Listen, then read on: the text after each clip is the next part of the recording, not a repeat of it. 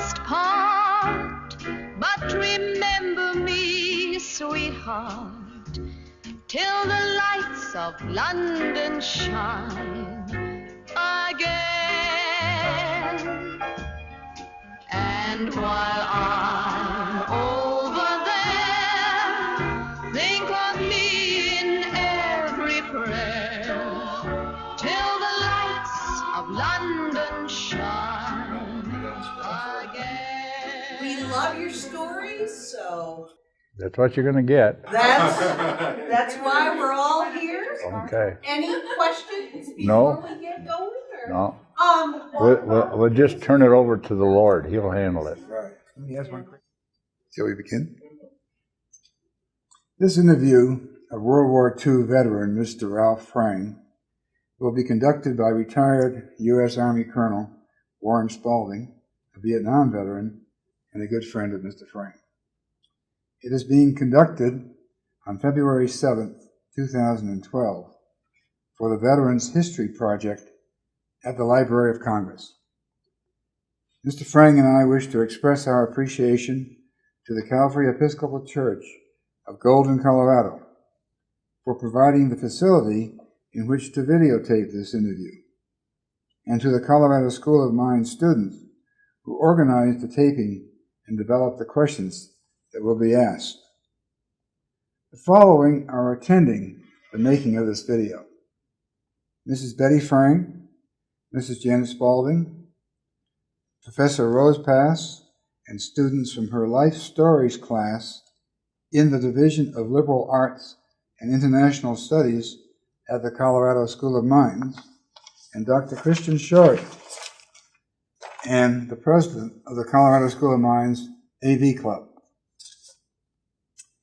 Mr. Frang was born on August 1st, 1924, and served in the U.S. Army during World War II, both in the United States and in the European theater. His highest rank was Private First Class. Good morning, Mr. Frang. Good morning. Would you begin this morning by telling us where you were born and grew up and what your life was like there? I was born in Rockford, Illinois, and my dad was an immigrant from Norway, just come over from Norway. And we were in 24. I don't remember much about that time when I was born, but when I became about 6 years old, the Depression just started, and it was a very difficult time for our family. We had 6 kids in the family, and at that time there was no welfare, there was nothing for us. We had to live on what we could get, and nobody had a job, nobody had any money. There was no welfare, there was nothing like that. So I lived in a Norwegian community. And it got so bad in that time that we had to be farmed out. I had an uncle who lived on a farm in Wisconsin. So I went at that time to go live with my uncle on the farm. So I became, on my discharge, it says I'm a farmer. Well, I was the farmer. This is a time before electricity. And that's in your time, and that was in 30. There was no electricity. All we had was a windmill and water to cool the milk. We was a dairy farm, and I worked on a dairy farm. I don't want to get in this too far. Maybe I'm going too far. You mentioned to me once coal, how you get coal for your heat. Yeah, well, this is back in Rockford. I was 6 years old.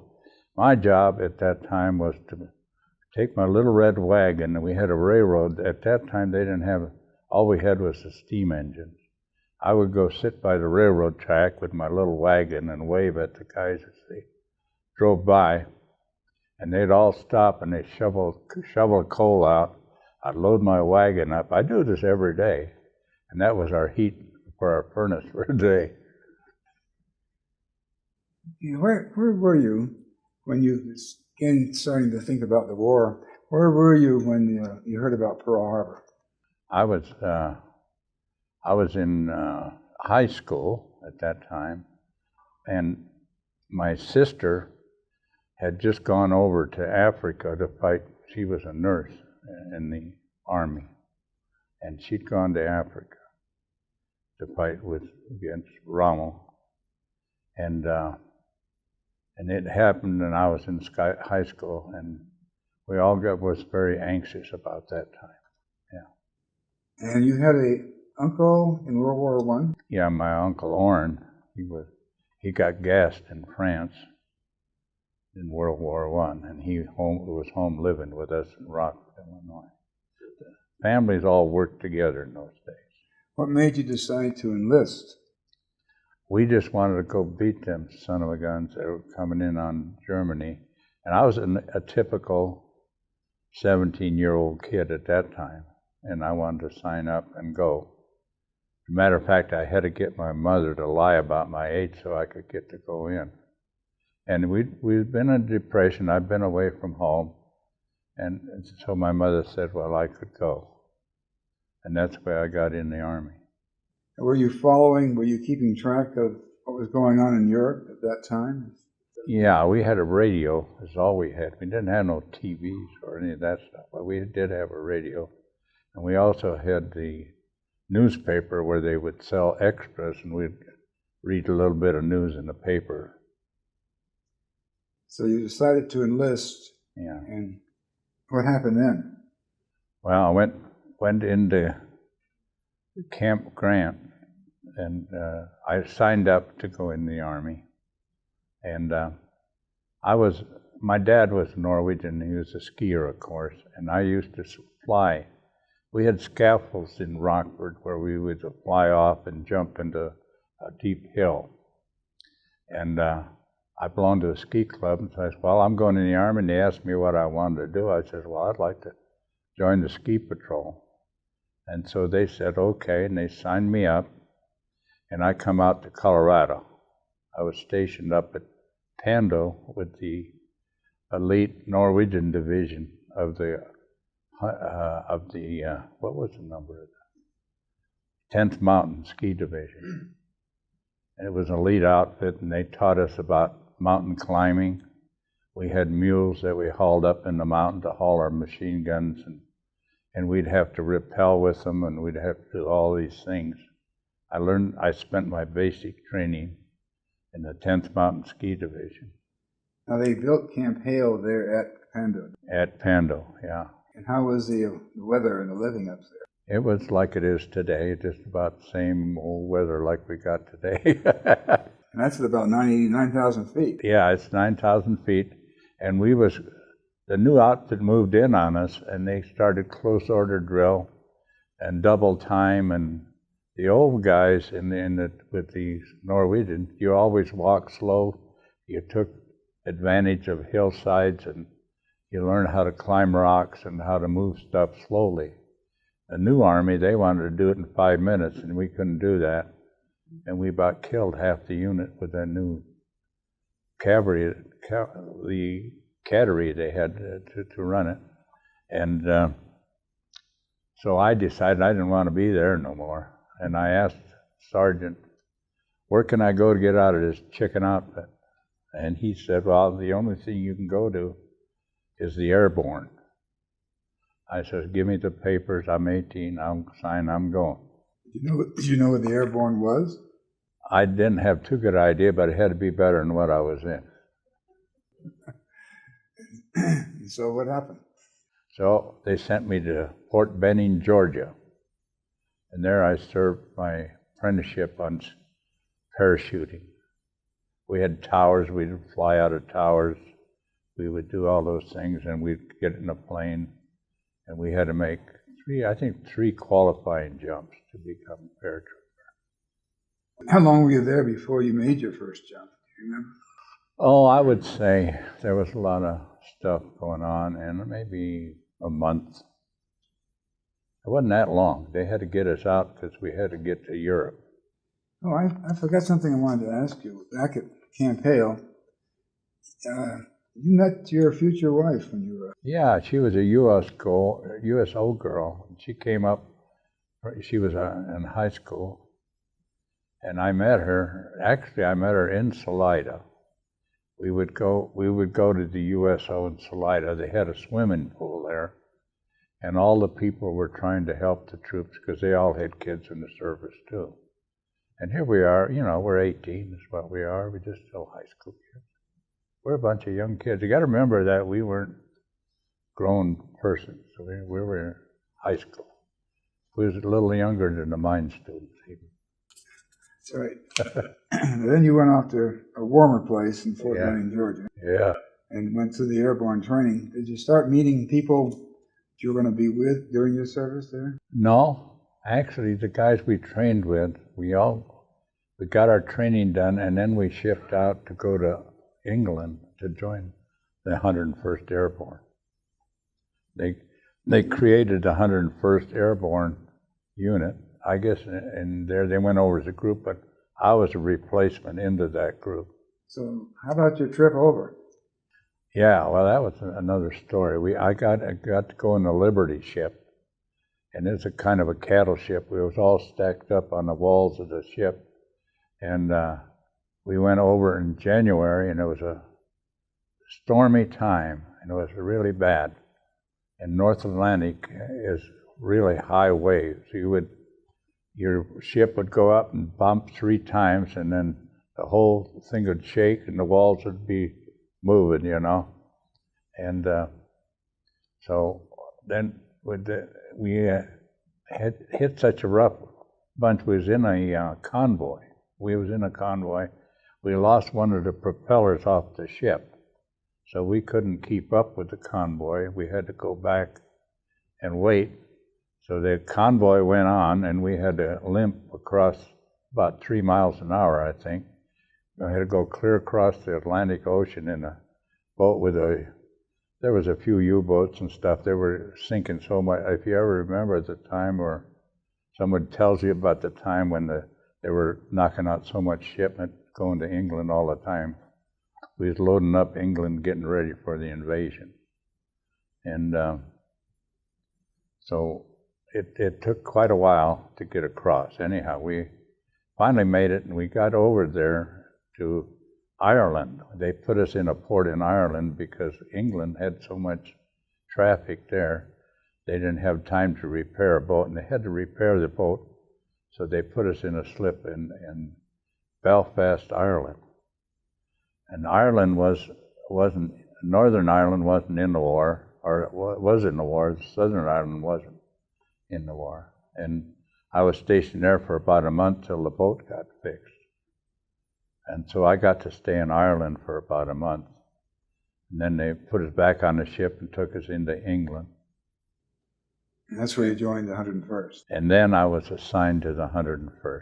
And what training did you go through then? Well, we started training. This must have been 6 or 8 months before D-Day. So we start training,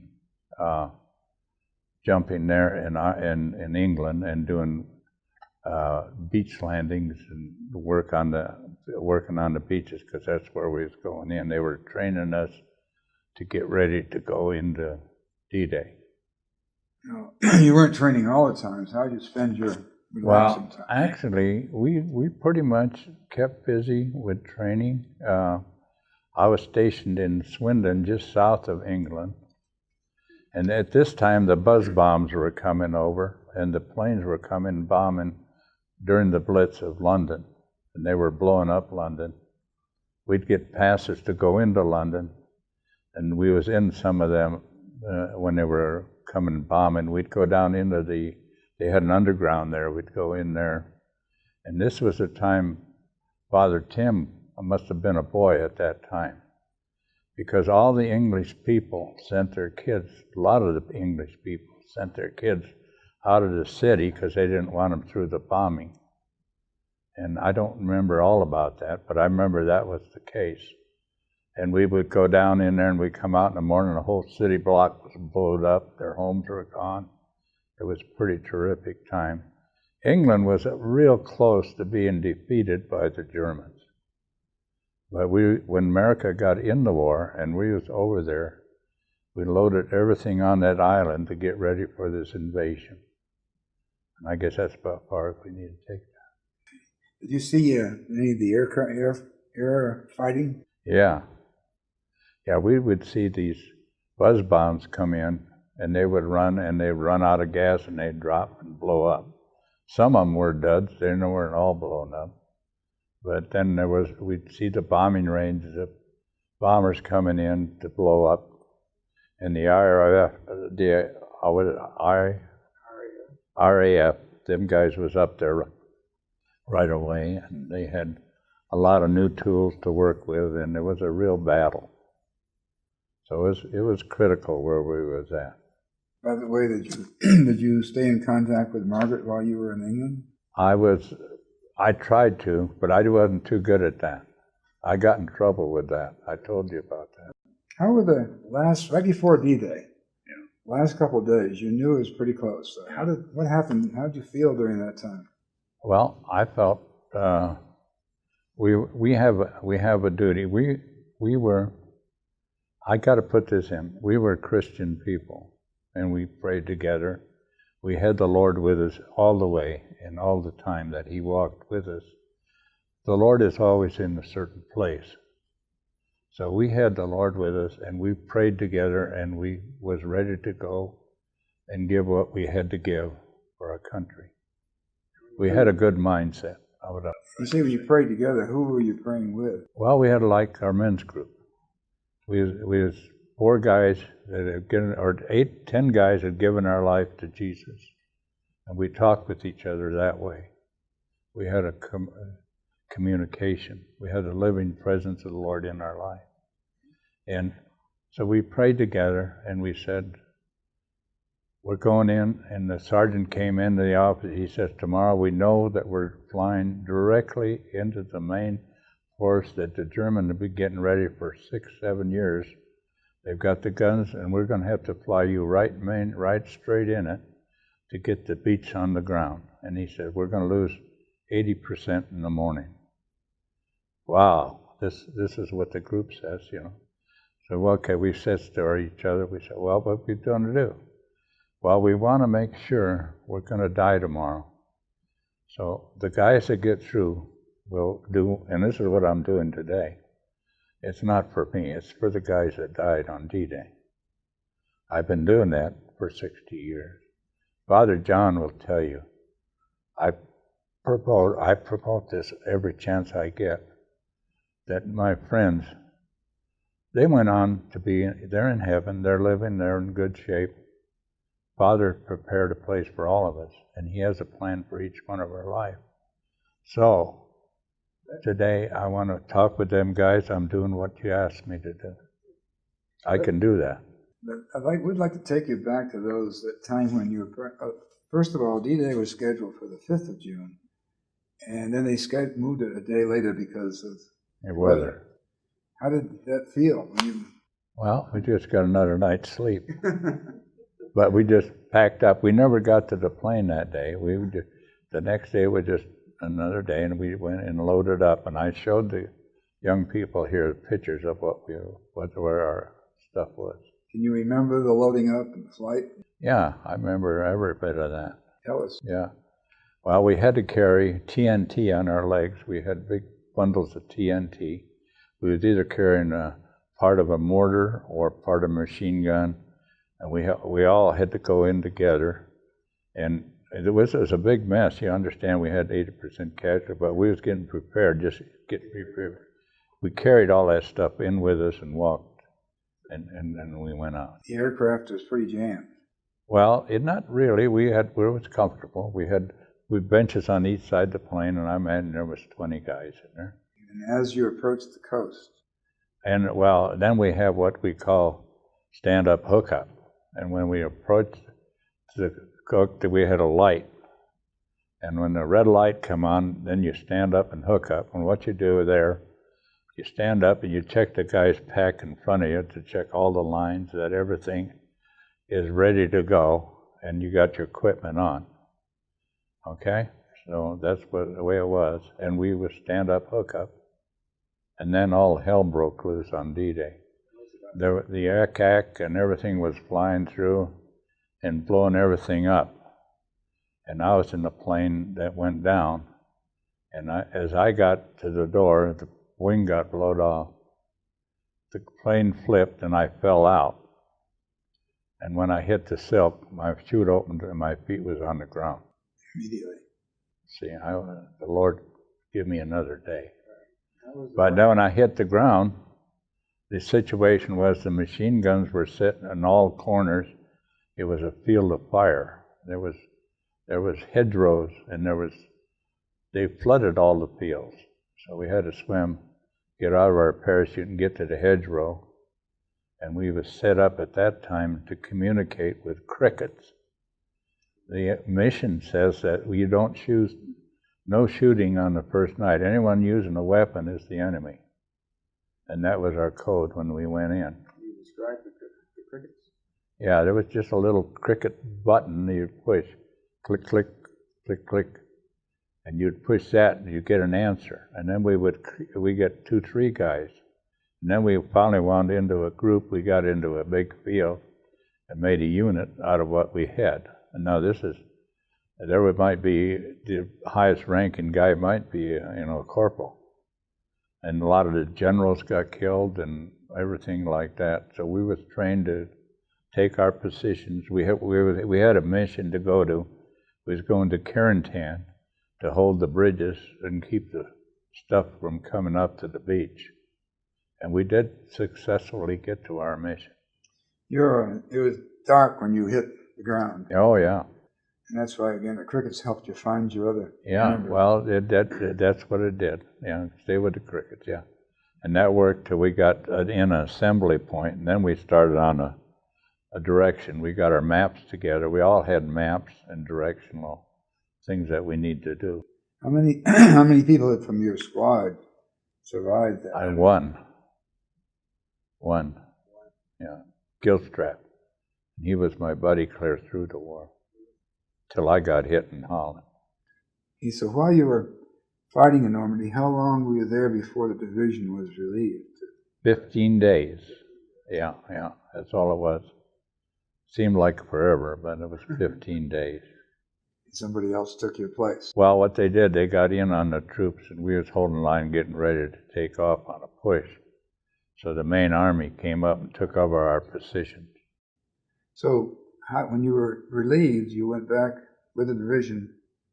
How'd you go back out of France? We caught an LSD, flat bottom boat, where they were brought tanks and stuff in. We caught one of them and we rode back to England in that. And then once you got back to England, you started training for your next... Then they sent in a whole new bunch of guys from the States. And we rebuilt our units completely. But that was the end of a real tough road. And then the division was called on to make a second combat jump. Yeah, we was assigned to Montgomery, yeah, Montgomery.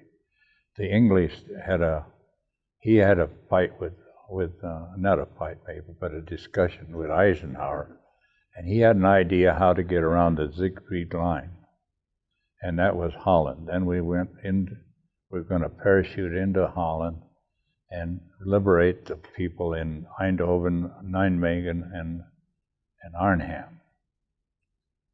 And so our group, we went in on the bottom, and the British first went in on Arnhem. And there was a complete annihilation of one whole division of British paratroopers.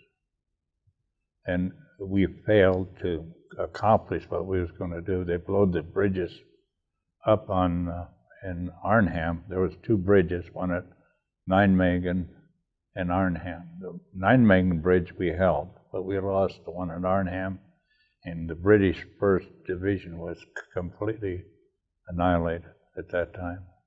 You said that the jump into Holland was easier than the jump. Yeah, there was no prep. We just jumped in. I have a good story about there. We had come into Eindhoven, and this little old gal was out scrubbing her porch, cleaning there, and we were shooting, checking houses out, trying to find any Germans, but the Germans had left. So it was an easy jump. There was no firepower against us, nothing. But the German army was on each side trying to get us knocked out. so we couldn't maintain the road up into Arnhem.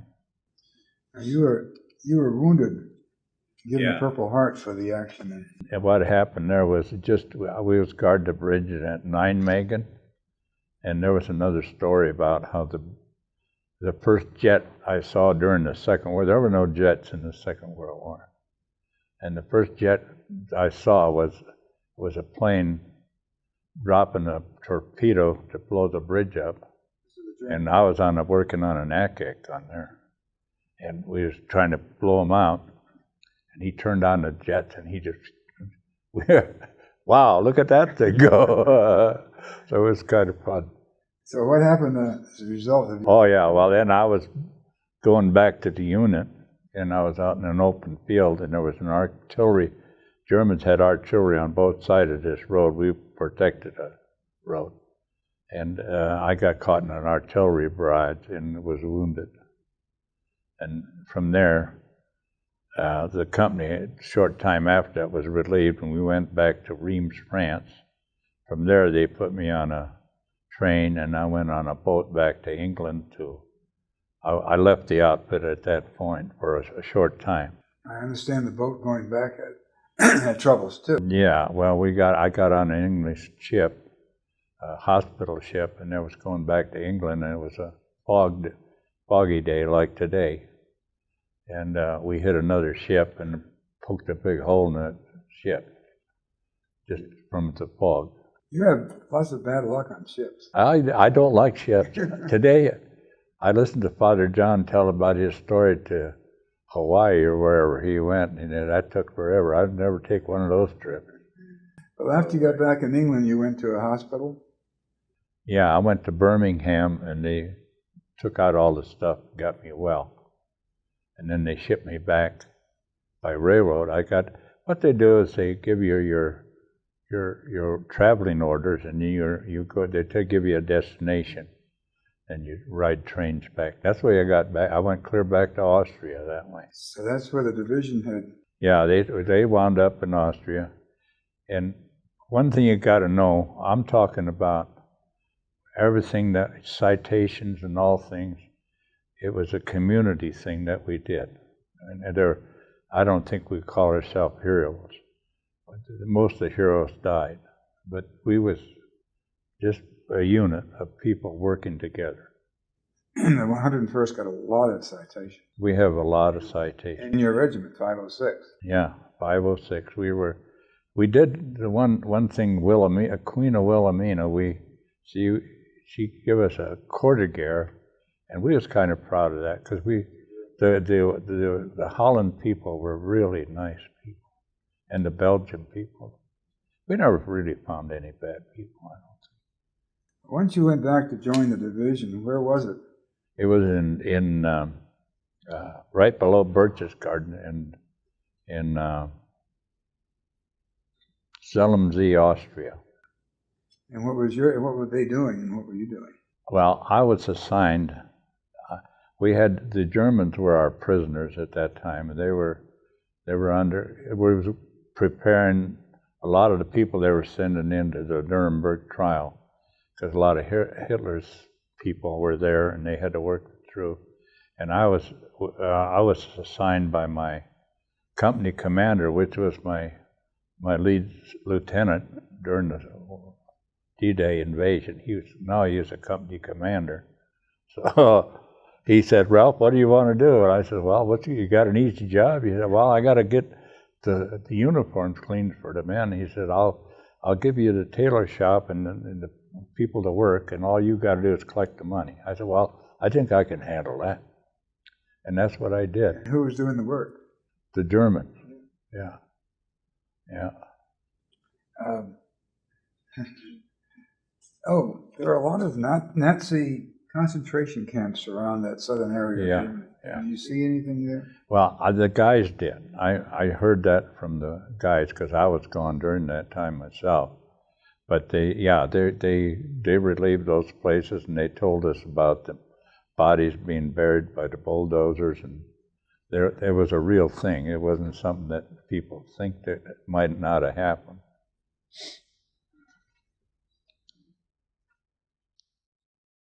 That was in the summer then of 1945. I'm trying to think. Was it? Okay. And what in August, This is when they dropped the bomb. okay. And what was your feeling about Truman authorizing I thought that was the greatest thing in the world. this is the atomic bomb? We was in preparation to go to Japan. We were going to fly and jump in Japan, and we was going back and get reassigned to units going to Japan because the war was going to go on. But when the bomb was dropped, that's when everything broke loose. That time it was. So how did you feel about his making that decision? I thought that's the best decision he saved. You realize how many lives he saved. There were some taken, but they were given opportunities to surrender, but they never were going to surrender. And I feel that sometimes these things have to be done. You know, we accept whatever happens. And did you have any knowledge of a thing like an atomic bomb existed? No. Just like, did you personally know anything about concentration camps? No. There, No. until you got there and Yeah, right. found that out. Oh, you mentioned earlier you were going to tell us some stories about Mayo and Margaret and your family, Violetta's. Oh, yeah. Well, that was my sister. She was a Army nurse, and she wrote a letter to my captain, my company commander, and he pulled me in the office and sit down, and we talked, and he said, "Ralph, have you been writing home?" I said, "Well, I've been pretty busy, you know, I'm okay. I don't need to worry about writing home." And he gave me a lecture about an hour and a half. He sounded like Father John would. And he told me, "Ralph, you know, you've got to write home." He says, "Matter of fact, you're not leaving here till you write a letter to your mother." And I wrote the letter. And I've been sorry ever since. So when you got the word that you would be going home, which was, I guess, late in the fall of 45, or in August 45. No, it was when I went home. I got home in January. January. Yeah, discharged. What was the transition like? It was wonderful. I got back to Chicago, and I was given my mustering pay, and I went home and went in my kitchen. It was Christmas Eve, I think it was, or right around in there. Yeah, it was wonderful. And then what about Margaret?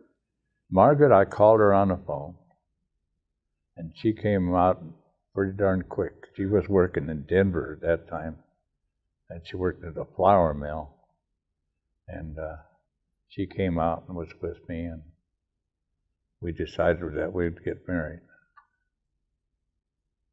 That's about it. Well, I got a little more things to ask you about the time. How did you decide what to do after you came back and got out of the Army? I went and see what the Army had available for kids that didn't know anything about living, and they had an apprentice program. My father owned a mill shop. He was a carpenter, and he took me on.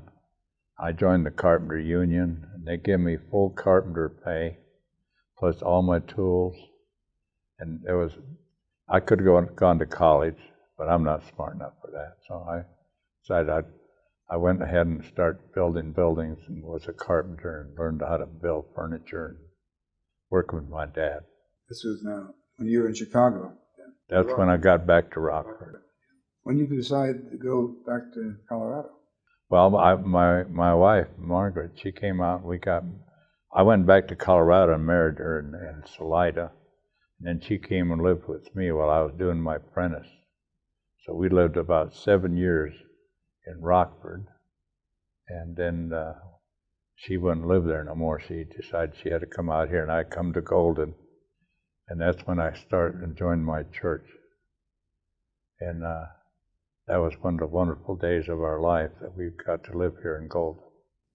Now, I understand that you helped at the Colorado School of Mines when you first came. Yeah, there was a lot of mines professors and stuff that came to Calvary Church. And mines was a lot smaller then. I've helped build all maybe 3-4 of the buildings at School of Mines. And I've seen it growing for the last 60 years.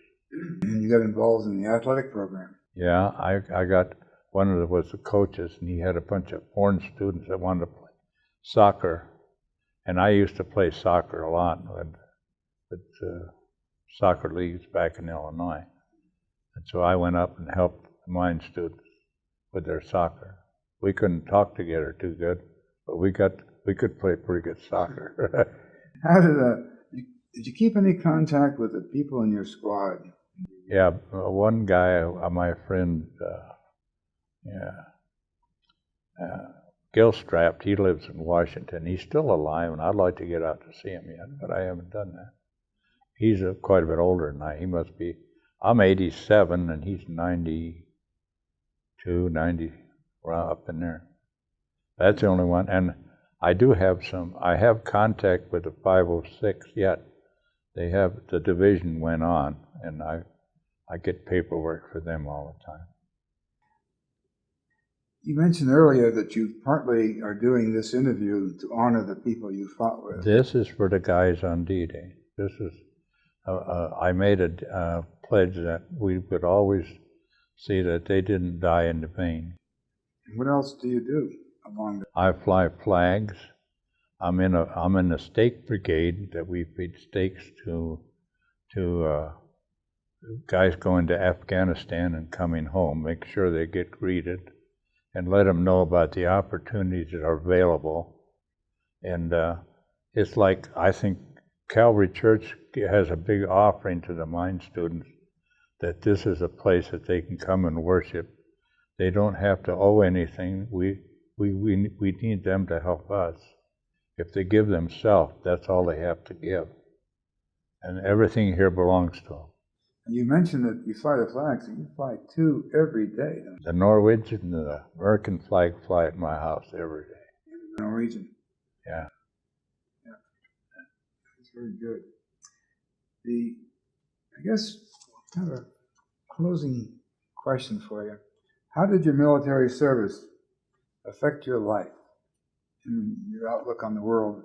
Well, I think so. I think, all the actions that we went through, and you see life and come and go, and it doesn't end. It always goes on into the Bible has the living word of Jesus and the word of Christ. And this is a living word, and it's accurate. It's a building situation. You've got to build on something. That's what you build on. Okay. This is we've only discussed part of your life, because you've had a long and very interesting life, I think. I've still got a lot to go. There you go. I think so. But is there anything you'd like to add or clarify about the interview before we wrap it up? No, I think we covered everything pretty thoroughly, didn't we? You sure?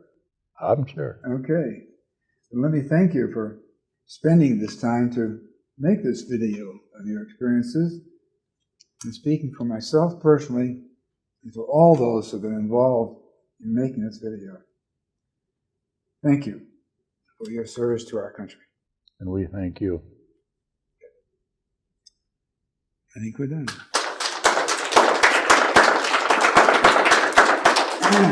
Now you have a drink. Yeah, now we're going to drink. Good. That was a good job. Bless some more,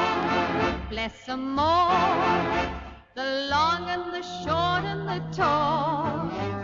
Bless all the sergeants and WO1s. Bless all the corporals and their thinking sons, 'cause we're saying goodbye to them all. As back to their billets they crawl.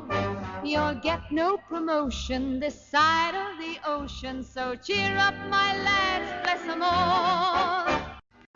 For a while we must part, but remember me, sweetheart, till the lights of London shine again. And while